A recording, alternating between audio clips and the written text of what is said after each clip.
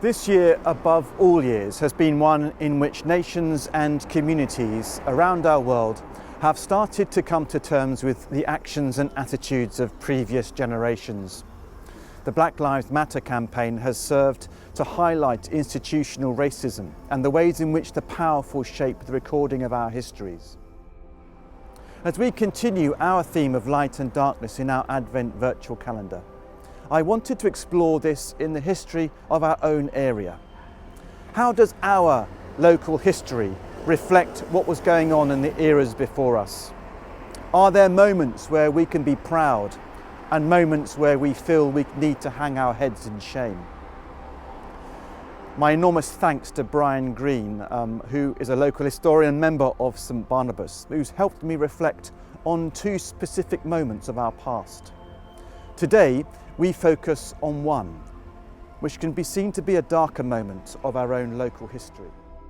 Right here on the corner of Calton Avenue and Dulwich Village, just on this junction, by the Mark Everson Memorial, William Joyce, who became infamously known as Lord Haw Haw, launched the British Socialist League, or what was to become known as the British Nazi Party. He held his meetings here on Saturday mornings. He actually asked the PCC of St Barnabas Church whether he could use the village hall to launch the party. Thankfully, the PCC said no, which made him come out onto the street corner and be speaking and preaching about hate. There were soapbox meetings, words being shared around anti-Semitism and exclusion, right here in the midst of Dulwich itself. It's hard to imagine, isn't it?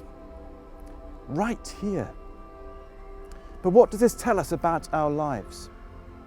How do we deal with the things that we like to keep quiet and not talk about?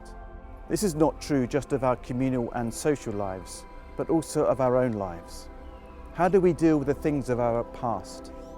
This window into our local history reminds us that a move to fascism, to hate, to exclusion, to racism can all happen on our watch too.